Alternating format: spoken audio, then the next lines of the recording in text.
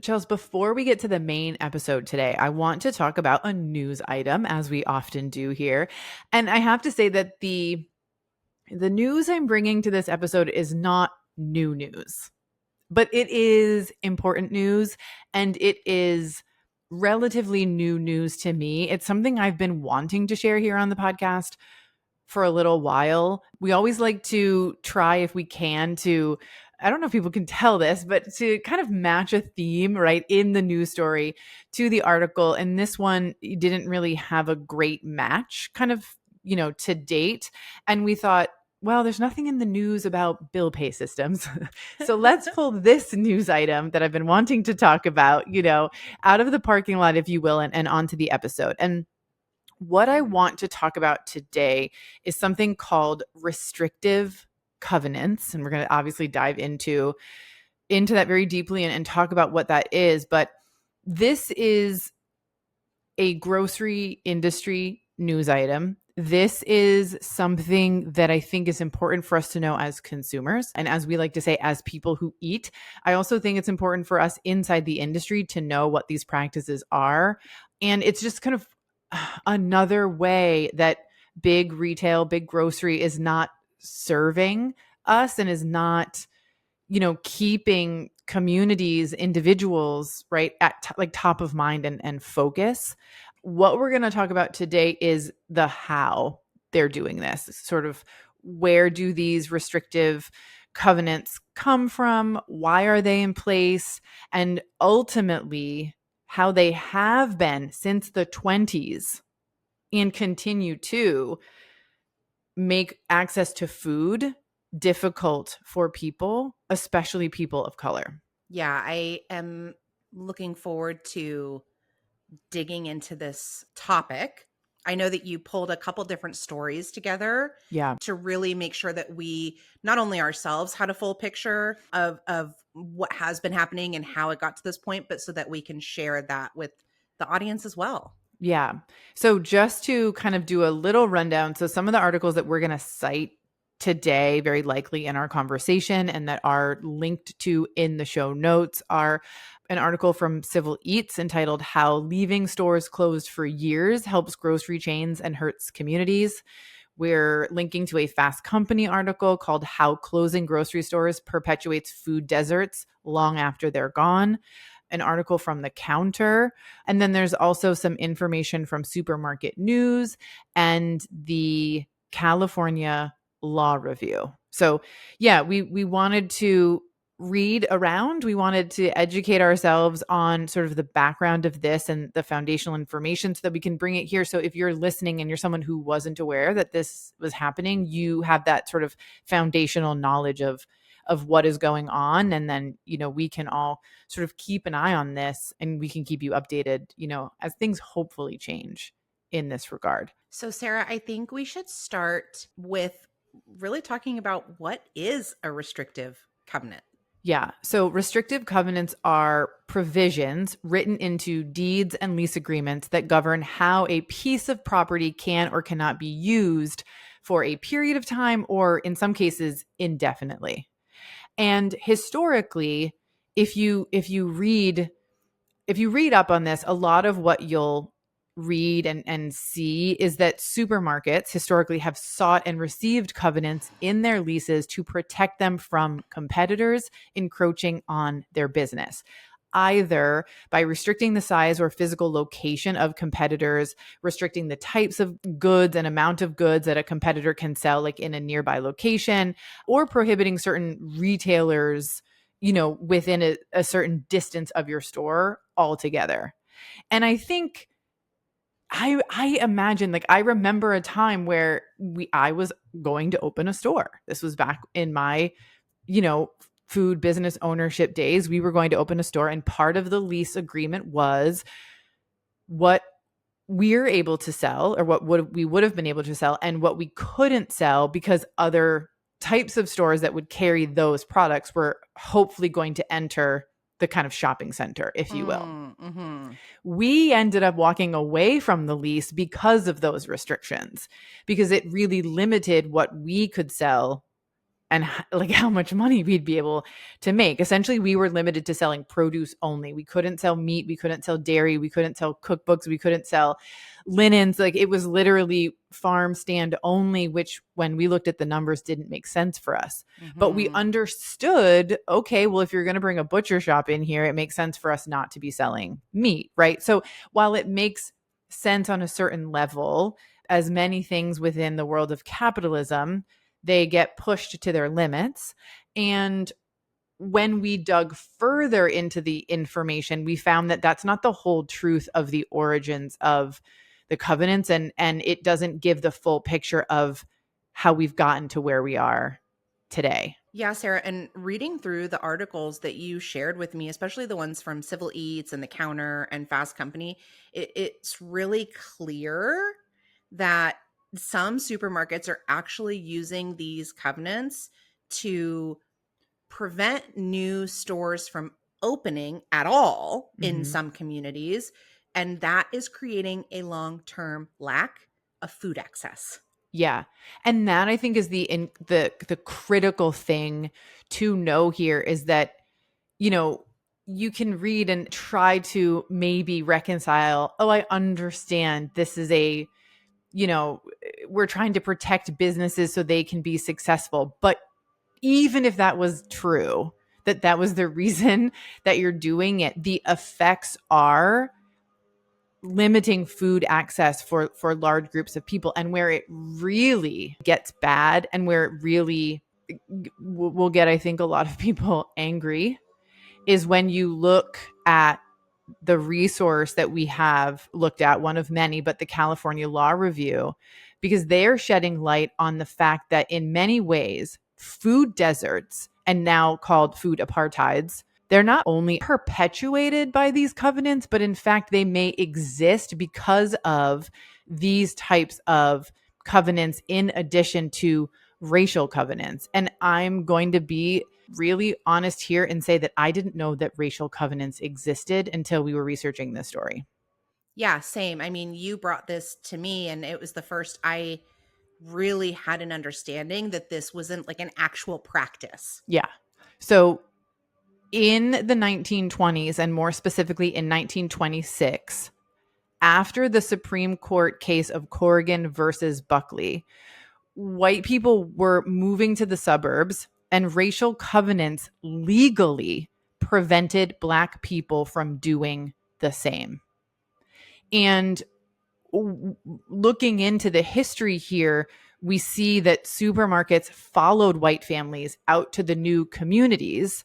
And as the California Law Review site says, this is a quote here, not content to simply expand into new locations in the suburbs, many supermarket chains abandoned their inner city stores. And when they sold these locations, many supermarkets imposed what are called scorched earth covenants in their deeds of sale that forbade any future owner from operating or allowing a supermarket at that location. And so that prevented any grocery store from serving the communities that were essentially left behind, forced to stay behind. What you just read there, it makes it very clear that like this was not a practice around making money, right? Because why wouldn't you expand? Yeah. This was a purely racial action. Yeah. And the really harsh and sad and terrible truth is that it continues to this day. And because these deeds and lease agreements can be decades long, right? Or infinite in some cases, or if there isn't a deed in place, as we'll kind of talk about, there are other ways that grocery stores are perpetuating food apartheids in neighborhoods that they don't have any plans on opening a store in, or maybe that their store, you know, is within so many miles and they don't want any competition at all, and so they don't have a lease covenant, but they have another tactic to prevent a grocery store from coming to the community. Now, it feels important to say that you and I are not experts in this. We are beginning to learn about this, and we're sharing the information that we have learned to date. And we both felt that it was important to talk about the racial covenants because it felt that talking about this story without that was omitting part of history that is critical to understanding what is going on here. And we'll continue to learn and understand, more and more about it because it's something that I'm highly interested in knowing about. And it feels, as I said earlier, important as people who eat and people within the industry who are fighting for access to good food, regardless of where you live, what your demographics are, right? Like, so this is a really, really obviously important topic. If in our community there is an expert in this, in the historical sense of, what we're talking about with the racial covenants and grocery stores and the lease covenants, like, please point them in our direction. We'd love to have a greater conversation with them about this. We'd love to hear from them and like I said, have a conversation with them. The thing we want to talk more about today is how are these covenants continuing today, and what are the other ways that big grocery is sort of keeping food apartheids in existence through various types of behaviors and practices. One thing that these stories kind of all pointed out, right, is that as grocery stores started to broaden their offerings, so think like how inside, I know maybe Target is not considered, but it's like what's on my mind. Inside Target, there's a Starbucks, right? Mm-hmm. Sometimes like with Ralph's too, if you're in California, you're familiar that Ralph's has a Starbucks in it. Yep. Or a flower section, or an eye doctor, like at Walmart, right? You can go to your optometrist. As they started to broaden their offerings, these covenants really evolved, and there were even more restrictions on the types of businesses. Yeah. And when we talk about, so there's one thing we're going to continue to dive further into, which is like zero grocery stores for miles on end and the practices that get you there. This is sort of another area where it has detrimental effects to small and local businesses and communities, right? It eliminates options for where to shop, where to buy your flowers, where to get your coffee, right? Because, and we're not saying that Target is doing this. I don't know if that's fact, but suffice it to say, it wouldn't be unrealistic if they said, hey, we're coming in here with a Starbucks and a flower shop and a bank or whatever, and we don't want another one of those in this shopping center, And so it limits then what can open in those spaces, thus limiting options and choices for the consumer and also for the, the individual perhaps or business that is leasing the property. So yeah, another type of negative side effect of these types of covenants. Expanding on what began to happen in the 1920s, where grocery stores leave and no new grocery stores are coming in, there's a myriad of ways that these restrictive covenants extend to after a retailer leaves a location. And I want to talk about a couple of those that were covered in the articles that we're sharing today. So the first was within the Counter article, they give an example of Stop and Shop. So East Coast, sort of like New England chain. It's owned by a Dutch conglomerate. Maybe I'll pronounce this right, Ahold Delhaize. The story here is that in 2012 in Stonington, Connecticut, it refused to sublease a storefront after it relocated. So it still held the lease on the location, but it decided to no longer conduct business there and refused to sublet it.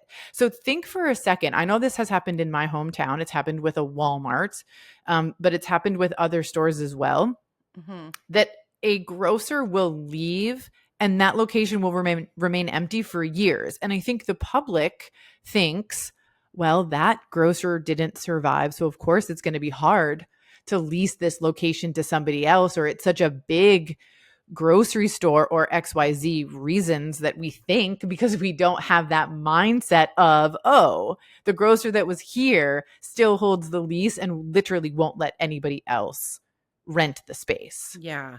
To offer anything to the community, period. Right?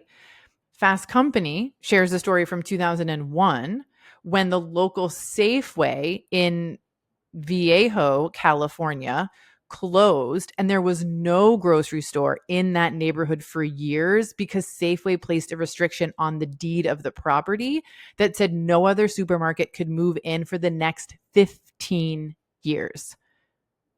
And typically that expands to, like, if you think of the definition of a supermarket, you can't get around it. Like, anything that sells food is going to fall into that category. And this, Sarah, is where I'm really having a hard time, I guess, maybe putting myself in that mindset or understanding, because I guess I don't know,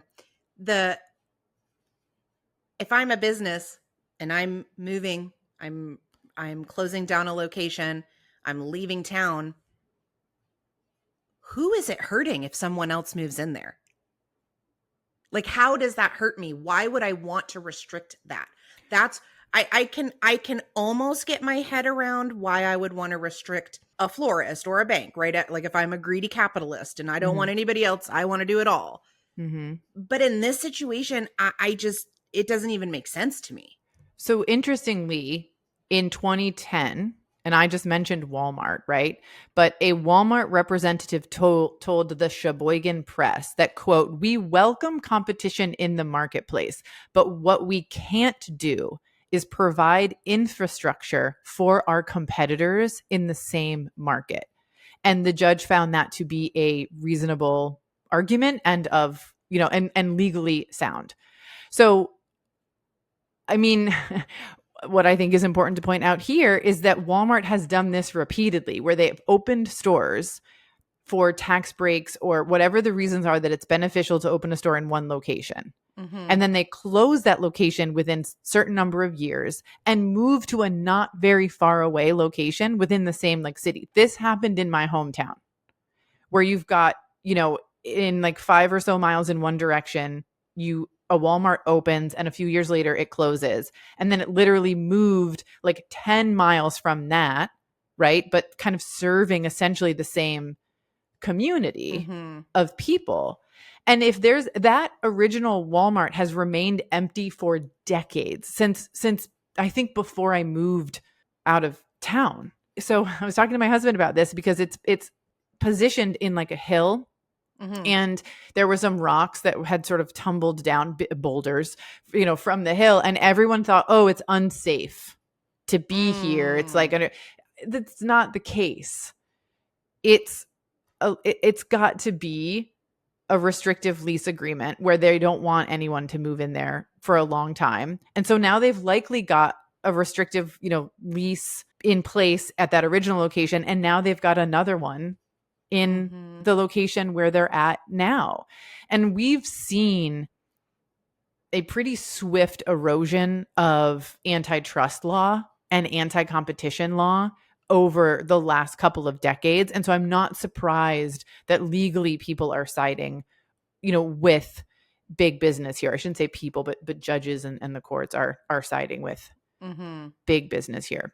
I want to talk about another way that these covenants are used. And this is when a grocery chain remains in a neighborhood, yet still has the ability to restrict access to choices and other food outlets. So even if a large chain remains in a neighborhood, it can otherwise ensure that residents miss out on a second piece of the food access puzzle, which is, as I said a moment ago, a choice about where to shop.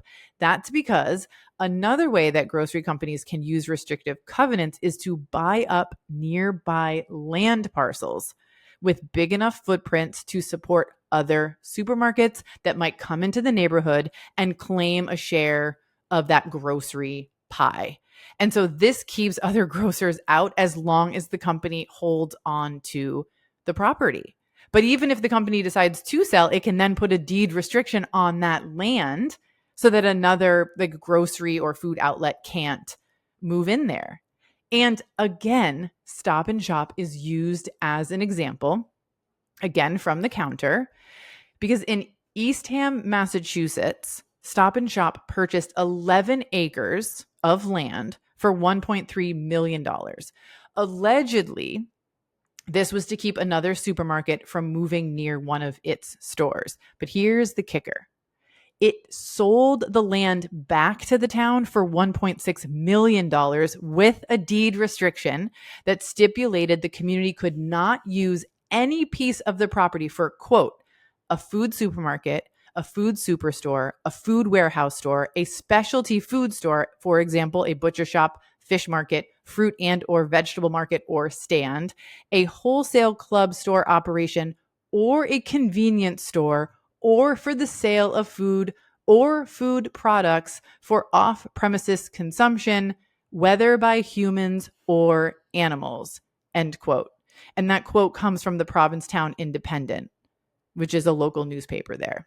Yeah. And so what I'm hearing in this story is that not only are we going to corner the market, not only are we going to ensure we have no competition, not only are we going to ensure no one has a choice, right? We're also going to make an additional profit off of it. Yeah. And if they decide to leave, we've got our food apartheid has just expanded because of the limitations that are in place in this area. Yeah. It's astonishing how much control of land and business and competition and access corporations can have. And obviously it limits the abilities of regional and local businesses and brands to succeed, but it just, for me, furthers this need, this mission to get regional and local businesses up and running and profitable so that they can continue to serve the communities. Because I think that something that is very true of good food and mission-based businesses is that they do have the community in mind. They have the environment in mind. They have the humans along the supply chain in mind. And in the long run, it will be so much better for communities. We need support, right? Especially to bring access to underserved or unserved communities. And I know that there are programs, here in LA and otherwise, where people are converting convenience stores into places with healthier food options and more real food options, but we have to do so much more. And I don't have any answers for that, but kind of going back to why are we talking about this is because we need to get fired up about this reality and realize that the humans here, the people, are not to blame for their lack of access. They're not to blame for the health repercussions of that lack of access, right? We need to do better for our community members. And if step one is understanding the truth as best we can about how we got here and how we're going to continue to not only stay here, but actually make the conditions worse. To me, that step one is sort of be aware. Yeah. And then act. And I think that you brought up a really good point around, regional and local businesses, because we've already talked about the legislation piece, right? Or the court system and how they're viewing these and how they've historically ruled in some of these cases, right? Yeah. And we can have hope that that can change, and that's a piece of the puzzle here that needs to change. But when we talk about, I think we always like to come back to, what can we do? What can you do? What can the listener do? What is the point of having these conversations? I think that you're absolutely right that the big takeaway is around helping to support and create profitable local and regional food businesses and systems. Yeah. And I think part of that, I think a little bit of a bright side in this is that some cities have put ordinances in place that ban these types of restrictive covenants.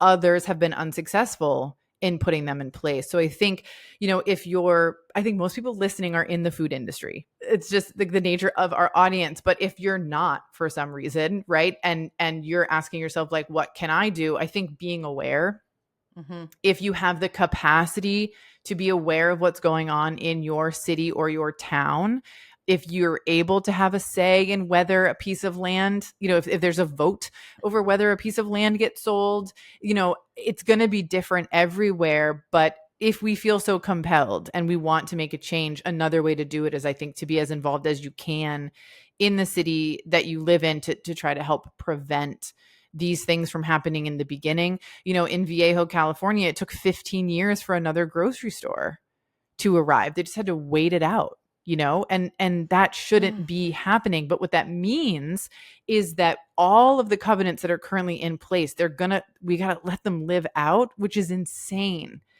So the two things that I think can happen are, one, prevent it from continuing to happen, right, into the future, and support that the local and regional businesses and the creative ways in which we can bring food to people who need it. Yeah, I couldn't agree more, Sarah. This is a very big angering news story on a lot of fronts. We may have gone a little bit longer than we normally do in news stories here. We want your feedback. We want your experiences with this. Again, if you know someone who can speak more wisely and informed about the history of both racial covenants and food access, as well as these, lease covenants that we're talking about here today, get them in touch with us. hello@thegoodfoodcfo.com. We're eager to learn. We're eager to share. And we'll keep bringing you stories like this because, as I said, knowledge, I think, is step one of creating change, is knowing why and how we got to where we are and what has to stop for this issue to not perpetuate long into the future and get worse than it is today. Yeah, that's really well said, Sarah. And we do want to hear from you out there. As you said, if you have anything to add to the conversation, we're open ears and open hearts. Yeah.